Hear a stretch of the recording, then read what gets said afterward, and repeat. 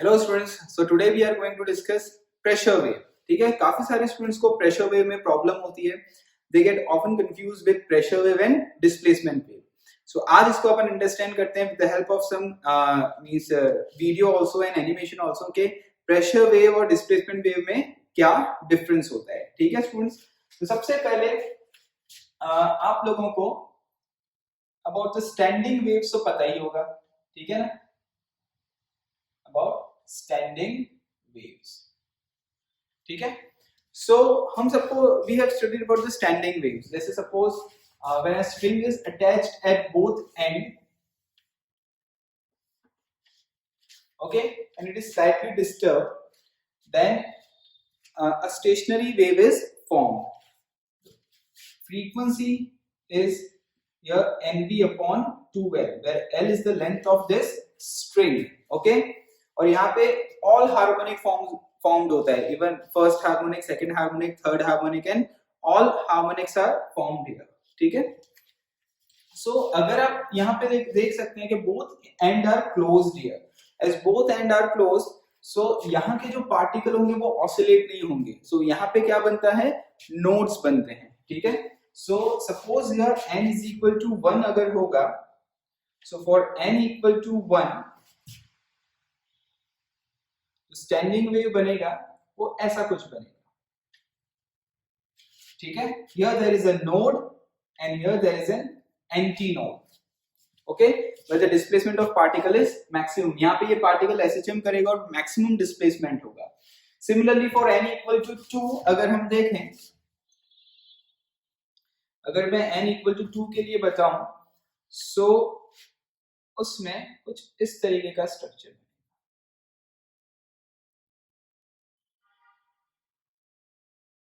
Here there is node, here there is an antinode।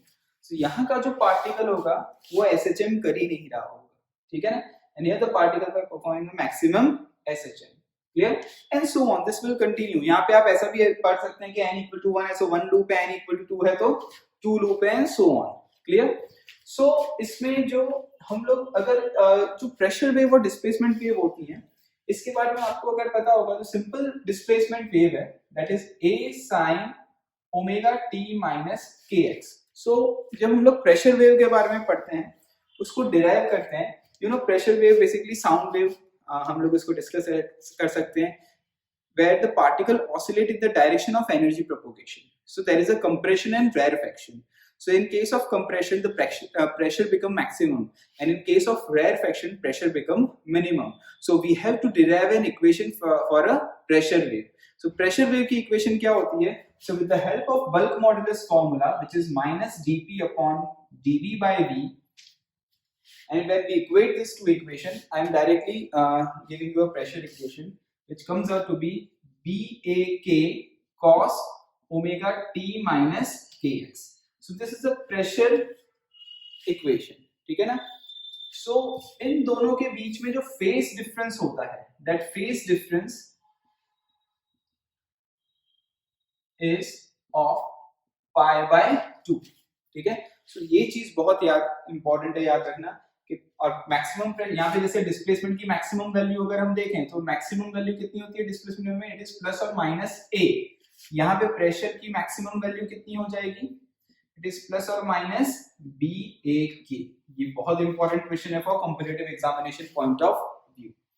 अब ये भी एक बहुत इंपॉर्टेंट है कि that phase difference is here pi by 2 between displacement wave and pressure wave। now what is exactly meaning of displacement wave and pressure wave, देखो इसको मैं आगे जाके एनिमेशन से भी बताता हूँ। यह जैसे हम लोग ऑर्गन पाइप्स पढ़ते हैं, you know about the organ pipes, ठीक है ना। जैसे फॉर एग्जांपल मैं फ्लूट का एग्जांपल लूं, ठीक है, which is an open from both the end, both end of pipe are open, as both end of pipe are open, so here the particle displacement is maximum, okay, it will oscillate in the direction of energy propagation। suppose air is blown from this end of a pipe, यहाँ से अगर हम air blow करते हैं, so अंदर जो particle है वो oscillate horizontally longitudinally हो रहे हैं और longitudinally sound wave produce होता है। so यहाँ पे particle का displacement maximum होगा, तो यहाँ पे जो होगा open end में यहाँ पे डिस्प्लेसमेंट जो होंगे पार्टिकल के वो मैक्सिमम हो रहे होंगे। अगर पार्टिकल के डिस्प्लेसमेंट मैक्सिमम हो रहे होंगे, सो डिस्प्लेसमेंट ऑफ पार्टिकल जब मैक्सिमम होते हैं तो उसमें उसको बोलते हैं एंटी नोड। सो डिस्प्लेसमेंट का एंटी नोड बनता है। As both end are open, so there is a displacement anti node. ठीक है, सो यहाँ पे हम ऐसा स्ट्रक्चर बनाते हैं for n equal to 1। Okay students, for n equal to 1 at both end of pipe, as it is an open end, so particle can move freely, so there is a displacement antinode of pipe, displacement antinode, okay, at the open end of pipe. Hopefully आपको ये समझ में आया होगा, clear? But this is about the displacement. Now what about the pressure? ये अपन ने displacement के लिए लिखा, लेकिन प्रेशर के लिए क्या लिखूंगा मैं? अब ध्यान रखना, displacement and pressure wave differ in phase by pi by 2. We have checked this with derivation also. Here it is sin, तो यहाँ पे cos है. Clear students? So यहाँ पे अगर मैक्सिमा है तो यहाँ मिनिमा होगा. यहाँ मिनिमा होगा मतलब यहाँ पे प्रेशर मिनिमम होगा. मतलब प्रेशर का यहाँ पे एंटी नोड है डिस्प्लेसमेंट का, तो यहाँ पे प्रेशर का नोड होगा. So यहाँ पे प्रेशर का ऐसा फिगर बनेगा.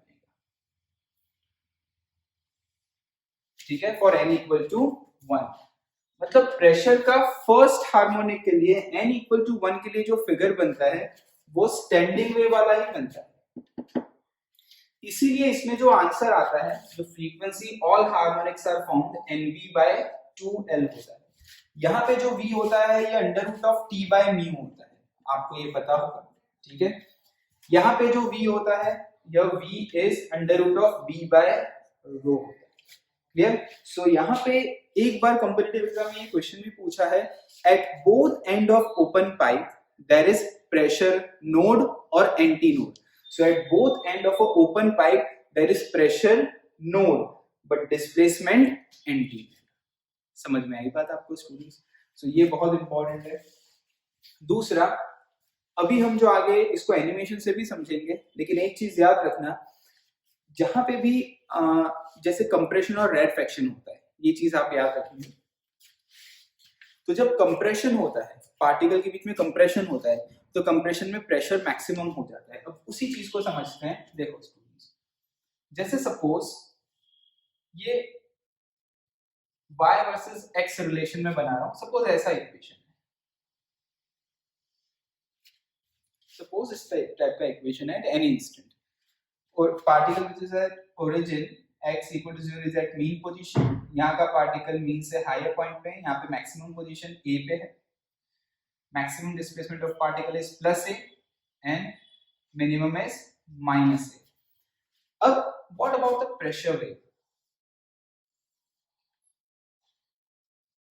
प्रेशर का क्या होगा उससे? सो देखते हैं. ठीक है, अब अगर हम देखें, चेक करें, देखो यहाँ का पार्टिकल इससे जो इस पॉइंट से लेफ्ट में है उसकी जो पोजीशन है, ध्यान रखना, इसकी पोजीशन राइट है और इसकी पोजीशन इस बार इसके ये इस पॉइंट की मैं बात कर रहा हूँ. देखो, तो इस पॉइंट के यहाँ पे जो पार्टिकल की पोजीशन है वो राइट है और यहाँ पे जो पोजीशन है वो लेफ्ट है. तो यहाँ पे कंप्रेशन होगा प्रेशर.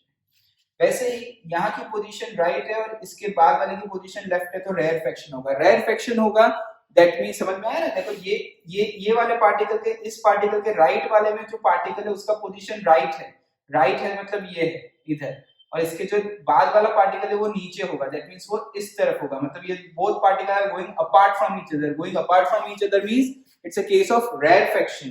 रेरफेक्शन मतलब प्रेशर इज मिनिमम. देन यहाँ पे पार्टिकल देखो, दोनों देयर इज दोनों राइट में है. अगर मैं इस पॉइंट की बात करूं, this is also right position, this is also right position, मतलब पॉजिटिव पोजीशन है. नाउ यहाँ पे कंप्रेशन हो रहा है because particle which is on the right here negative है, तो लेफ्ट साइड, पार्टिकल जो यहाँ लेफ्ट में है वो पॉजिटिव है मतलब राइट साइड. तो यहाँ पे कंप्रेशन हो रहा होगा. ठीक है, कंप्रेशन हो रहा होगा, that means pressure is maximum. So pressure is maximum. Clear? Then again 0 and this type of structure is formed. So this is a displacement wave, this is a pressure wave. What is a maximum when there is a compression? Pressure, maximum pressure is P atmosphere plus BAK, because maximum pressure इतना ही होता है. And when there is a rarefaction, pressure is P atmosphere minus BAK. बहुत important है. और otherwise जहां पे ना कंप्रेशन हो रहा होगा ना रेयरफेक्शन हो रहा होगा, वहां पे प्रेशर एटमोस्फियर प्रेशर कितना होगा. तो ये चीज बहुत इंपॉर्टेंट है डिस्प्लेसमेंट वेव और प्रेशर वेव में. ये भी पूछ सकते हैं, ध्यान रखना कैसे कर निकालते हैं. अगर ये पार्टिकल को देखो रहे हो, इसके राइट साइड देखो तो वो वाला पार्टिकल लेफ्ट नेगेटिव में है, मतलब उसकी पोजीशन नेगेटिव, तो लेफ्ट बना देने का. यहाँ वाला पार्टिकल राइट में है, ठीक है ना, पॉजिटिव है तो राइट बना देने का, मतलब कंप्रेशन हो रहा होगा. कंप्रेशन हो रहा होगा तो प्रेशर मैक्सिमम होगा, तो मैक्सिमम बना दिया. तो ये चीज बहुत इंपॉर्टेंट है. और दूसरी, ये जो डिस्प्लेसमेंट वेव है, वहां पे अगर ऑर्गन पाइप की बात करते हैं, at both end of organ pipe there is displacement antinode, but at both end of the organ pipe there is pressure node. So ये बहुत इंपॉर्टेंट है. अब इसको अपन एनिमेशन से भी, वीडियो से भी समझते हैं कि किस टाइप से ये आता है. तो ध्यान रखना, जैसे अगर आपको डिस्प्लेसमेंट इक्वेशन दी है तो प्रेशर इक्वेशन क्या होगी, डिस्प्लेसमेंट की फिगर दी गई है, तो प्रेशर का फिगर क्या होगा, डिस्प्लेसमेंट मैक्सिमम कितना होता है प्लस है, तो प्रेशर मैक्सिमम कितना होगा P atmospheric plus BAK. Minimum कितना होगा, कंप्रेशन में कितना होगा, P एटमोस्फेरिक माइनस BAK. अब इसको अपन एनिमेशन से भी समझते हैं, ठीक है. इसीलिए ध्यान रखना, ऑर्गन पाइप में ओपन जो भी फ्लूइड होता है, मतलब जो ओपन फ्रॉम बोथ एंड, उसका आंसर और इसका आंसर सेम आता है. बट सबसे बड़ा जो मेजर डिफरेंस है about the displacement wave and pressure wave. अब इसी को समझते हैं, ठीक है. अब इसको नोट डाउन भी कर सकते हैं.